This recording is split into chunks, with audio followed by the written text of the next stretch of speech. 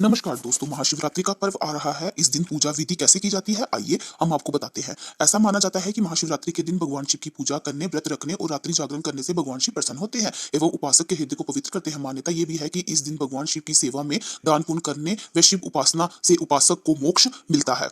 इस दिन फल की प्राप्ति होती है। मान्यता है कि महाशिवरात्रि का व्रत रखने से अविवाहित महिलाओं की शादी जल्दी होती है। वहीं विवाहित महिलाओं अपने सुखी जीवन के लिए महाशिवरात्रि का व्रत रखती है। महाशिवरात्रि के संबंध में एक मान्यता है कि इस दिन भगवान शिव और पार्वती का विवाह हुआ था। महाशिवरात्रि के दिन स्नान करके और व्रत रखकर रात्रि में भगवान शिव की विधि विधान आराधना करना कल्याणकारी है। अगले दिन अर्थात अमावस्या के दिन मिष्टान आदि सहित ब्राह्मणों तथा शारीरिक रूप से असमर्थ लोगों को भोजन देने के बाद ही स्वयं भोजन करना चाहिए। ये व्रत महाकल्याणकारी होता है और अश्वमेध यज्ञ का फल प्राप्त होता है। इस दिन संपन्न अनुष्ठान पूजा एवं व्रत का विशेष लाभ मिलता है। इस दिन चंद्रमा क्षीण होता है। श्रुति और ऊर्जा प्रदान करने से अक्षत होता है, इसलिए अलौकिक शक्तियां प्रदान करने का ये सर्वाधिक उपयुक्त समय है जब रिद्धि सिद्धि प्राप्त होती है। इस रात भगवान शिव का विवाह हुआ था। ये पर्व भगवान शिव एवं माता पार्वती के मिलन का महापर्व कहलाता है। महाशिवरात्रि व्रत के लाभ। महाशिवरात्रि का व्रत रखने से धन सम्मान सुख शांति की प्राप्ति होती है। किसी का विवाह में विलंब अड़चने आ रही हो तो वह दूर हो जाती है।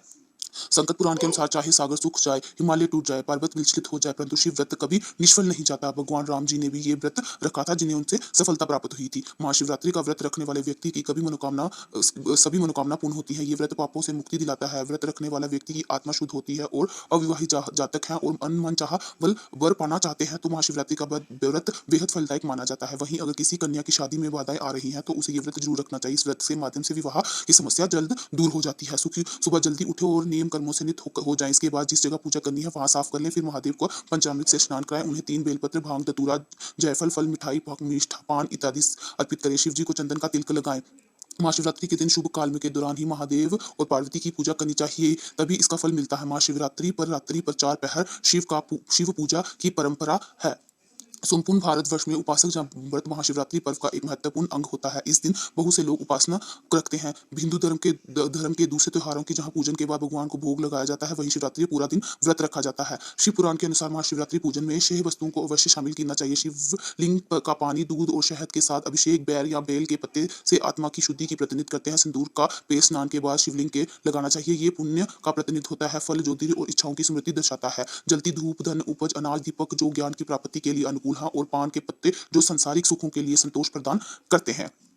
शिवरात्रि पूजन सामग्री। महाशिवरात्रि में शिव गौरी की पूजा के लिए शिवलिंग, कुशल का आसन, गंगाजल, आंख के फूल, गुलाब के फूल, पंचामृत, पंचमेवा, 5 फल, शहद, अशक्कर, भांग, दही, बासम, केसर, धतूरा, शमी पत्ता, मोली, रोगी, अक्ष, इलायची, सुपारी, रुद्राक्ष, सफेद चंदन, गन्ने का रस, हलवा, माता पार्वती का सुहाग का सामान। चारों पहर की पूजा में शिव पंचाक्षर मंत्र यानी ओम नमः शिवाय का जाप करें। भव शव रुद्र पशुपति उग्र महाभीम और ईशान इन 8 नामों से पूजन करें।